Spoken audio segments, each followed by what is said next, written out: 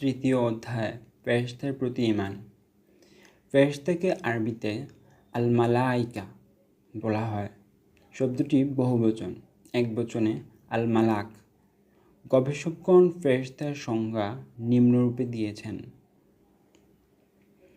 ফেরেশতা সূক্ষ্ম দেহের নূরের তৈরি এমন অস্তিত্বের নাম যারা বিভিন্ন আকৃতি ধারণ করতে পারেন। ফেরেশতাগণ নূরের তৈরি অদৃশ্য সত্তা। আল্লাহর নির্দেশে তারা যে কোনো আকৃতি ধারণ করতে পারেন। তাদের সংখ্যা আল্লাহ তাআলা ব্যতীত কেউ জানে না। তাদের আহার নিদ্রার প্রয়োজন নেই। ফেরেশতাগণ সকলে মাসুম বা নিষ্পাপ। আল্লাহর আদেশ পালন, জিকির ও আল্লাহর প্রিয় হাবিব সাল্লাল্লাহু আলাইহি সাল্লামের উপর দরুদ পাঠ করাই তাদের কাজ। আল্লাহ তাআলা ইরশাদ করেন: ইন্নাল্লাহা ওয়া মালাইকাতাহু ইউসাল্লুনা আলান নাবিয়্যি ইয়া আইয়ুহাল্লাযীনা আমানু সাল্লু আলাইহি ওয়া সাল্লিমু তাসলিমা।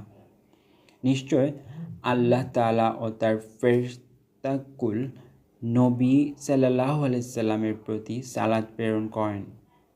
হে ঈমানদারগণ, তোমরা তার ওপর দরুদ পড়ো এবং সম্মানের সাথে সালাম জানাও। ফেরেশতাদের প্রতি ঈমান ও তাদের কার্যক্রম। ফেরেশতাদের প্রতি ঈমান স্থাপন করা ফরজ। আল্লাহ তাআলা তাদের মাধ্যমেই ওহী প্রেরণ করেন। বিশ্বলোকের সব কিছুর ব্যবস্থাপনার কাজ তাদের মাধ্যমেই হয়। আল্লাহ তাআলা অগণিত ফেরেশতা সৃষ্টি করেছেন। এক এক ফেরেশতাকে এক এক কাজে নিয়োজিত করেছেন। তন্মধ্যে 4 জন ফেরেশতা প্রসিদ্ধ। তারা হলেন হযরত জিবরাইল আলাইহিস সালাম, যিনি নবী রাসূল সাল্লাল্লাহু আলাইহি সাল্লামের নিকট আল্লাহর বাণী পৌঁছাতেন। হযরত মিকাইল আলাইহিস সালাম, যিনি জীবের জীবিকা বন্টন করেন। হযরত আজরাইল আলাইহিস সালাম, যিনি সকল জীবের রূহ কবজ করেন। হযরত ইসরাফিল আলাইহিস সালাম, যিনি সিংহা নিয়ে আল্লাহর হুকুমের অপেক্ষায় আছেন। আল্লাহর আদেশ পেলে সিংহায় ফুৎকার দেবেন, আর সাথে সাথে কিয়ামত সংঘটিত হবে। এছাড়াও আল্লাহর নির্দেশে তারা বিভিন্ন কাজে নিয়োজিত থাকেন।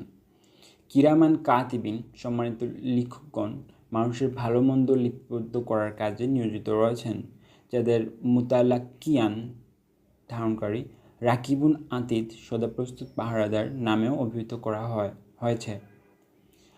আরও বিভিন্ন নামে ও পদবিতে অসংখ্য ফেরেশতা রয়েছেন, যেমন সাইক, পরিচালনাকারী, শাহিদ, সাক্ষী ইত্যাদি।